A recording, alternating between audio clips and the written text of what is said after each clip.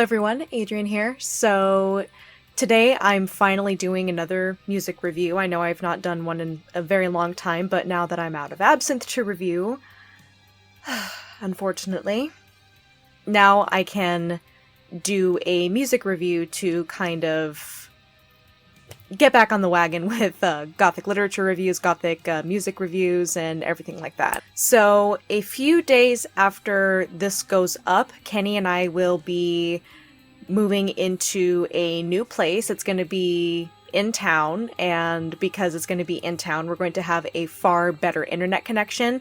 So that is really, really exciting. So when I have a better internet connection, I'll be able to produce a lot more content, and I'll be able to manage my website a lot better.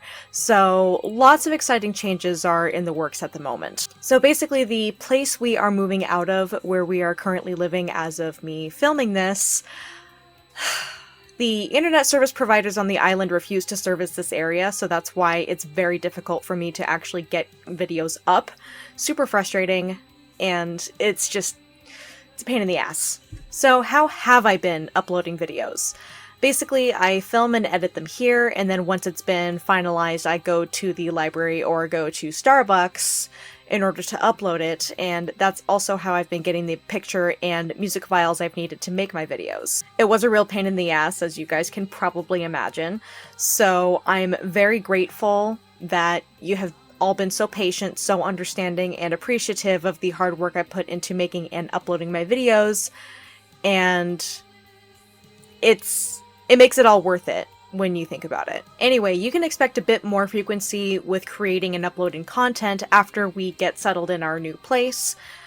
So yeah, I'm really excited about it. And before we continue on to the music review, I do want to remind you to hit that like button and subscribe to my channel if you haven't already, and please hit the bell for notifications. This particular band I'm incredibly excited about, not only because it's a wonderful, ethereal, and darkwave musical endeavor, but also because it's fairly new. The band I'll be discussing today is Scarlet Leaves. The last two and most accessible albums have been produced within the last decade or so, and of course, as always, we should always support new goth musical projects, even if they aren't completely within the scope of goth rock, post-punk, and darkwave. I still think it's really important to feature them. People may like post-punk and goth rock more than this, and there will be some on the opposite side of the spectrum who prefer darkwave and ethereal, which is totally fine and valid. That doesn't make you any less goth. Just putting that disclaimer out there in case someone forgot. I did reach out to the band on Instagram to ask if there is anything that they would like to include in my review.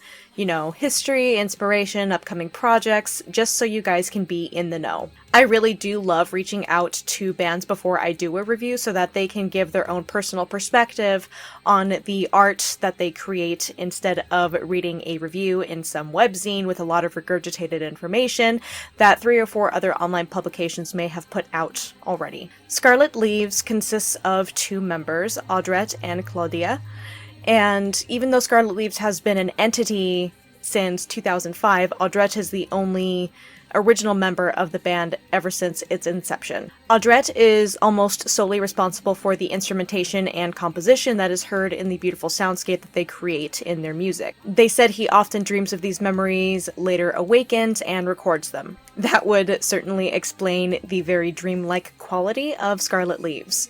Claudia is responsible for the vocals and also contributes to the album lyrically.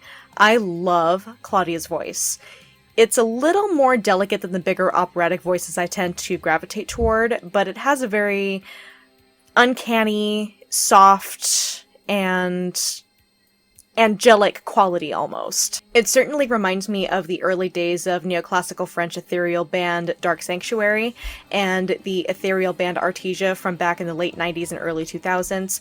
To be honest, a lot of the instrumentation does also remind me of Dark Sanctuary and Artesia as well. So since I've given you an idea of their sound, I'd love to give you a little snippet of their music so you can have a sneak peek of what it's like, hopefully to encourage you to seek it out for yourself. This is Persephone Garden from their album Deep Sad Frustration from 2015. Check it out.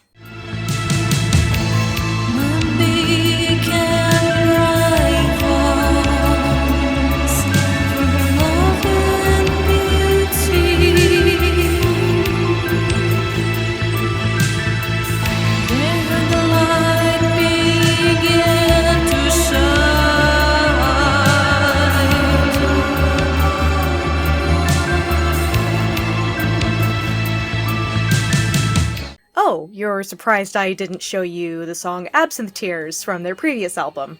The reason why is because I wanted to give you a more recent example of their music so that you can get an idea of what to expect from Scarlet Leaves in the future, kind of to represent the progression of the music, so to speak. So, as you can see, they are a perfect fit to the wonderful description that Angela Benedict made in explaining ethereal music, imagining yourself walking through the ruins of a Gothic cathedral wearing something black and flowy billowing behind you. That's exactly how Scarlet Leaves makes you feel.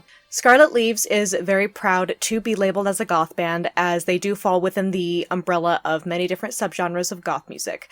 And they kind of blur the lines between darkwave and ethereal, and that really makes them very unique in my opinion. I notice that not a lot of ethereal music projects get as much recognition as, say, purely darkwave, post-punk, or goth rock projects do. Again, I'm about lesser known and new goth music here on my channel, so I am more than happy to feature them here. And I do know a great deal of you who watch my channel do prefer darkwave and ethereal music, and most of you trust my music taste. So you've said. Their lyrics are based on very deep and personal events in each of the musicians' lives, which I think is great because I feel some of the best work out there is made as a catharsis in response and in coping with some kind of trauma or experience you've had in your life. For example, with most of their songs from their latest album, Deep Sad Frustration from 2015, the lyrics were very much inspired by Claudia coping with the loss of her mother. The best thing about Scarlet Leaves is that it wouldn't necessarily be out of place on the Gothic Heavenly Voices compilation. If I didn't know that they were a new band, I totally would have thought that they were a 90s ethereal band. It's a wonderful combination of the best 90s ethereal bands such as The Shroud, Disascension, and Lycia, combined with elements of neoclassical music such as Dark Sanctuary and Artesia. Like I said, they really blur the lines between ethereal and darkwave, and it's really, really lovely. It's atmospheric, it's dark, dreary, dreamlike, and just overall fantastic. It's a more chill darkwave experience, but at the same time a slightly heavier ethereal experience. So this will suit the taste of those who love darkwave and also those who love ethereal. I love the combination of the angelic voice, the laid-back electronic beats and rhythms, and the synthesized symphonic elements. I'm pretty sure I heard a pipe organ somewhere in there. And of course, the ever-so addicting sound of tolling bells. It's really great reading and meditative music in my opinion. My favorite thing, they have mastered the art of beautiful dissonance. Very few modern bands and musical projects I've heard can use dissonance to their advantage. You know what I'm talking about, right? Dissonance is when two notes are played together that don't necessarily belong together, and they kind of give you a really gross, like cringy feeling, like someone putting their nails on the chalkboard. That's what it's like sometimes. Yeah. For example, if you play F natural and F sharp together, it just really makes you want to cringe and grind your teeth. It's awful. That being said, there are certain times when dissonance can sound really, really good and really sexy. Like a really unsettling soundscape to set a foundation for Claudia'S voice to sing an uncanny melody alternating between two notes with an incredibly smooth glissando and somewhat of a scale glide if you want to go that route. It creates a really unnatural feeling, but it's beautiful and they do it really well. So I really hope you enjoyed this review, and I hope you check out Scarlet Leaves. All of their links will be in the description below, and please tell them that I sent you. I also wanted to let you know that Claudia did advise me that she and Audra are working on a new album together and possibly a music video. As of right now, they've not really put any music videos out there because they say that they're very camera shy, which I completely understand. Absolutely. But an album and a music video is in the works. And of course, when that does come out, I do plan on doing a review of that as well. Thank you so much for watching this video. I really appreciate each and every one of you. Thank you so much to all of my patrons, including my most recent patron, Louis, or Louis. Not sure if that's supposed to be pronounced the English way or the French way. Sorry. So be sure to subscribe to my channel if you haven't already, and hit the bell for notifications if you haven't already. And be sure to like this video if you liked it. It really helps me out a lot. You guys are amazing. I love you, and I will see you guys later. Bye.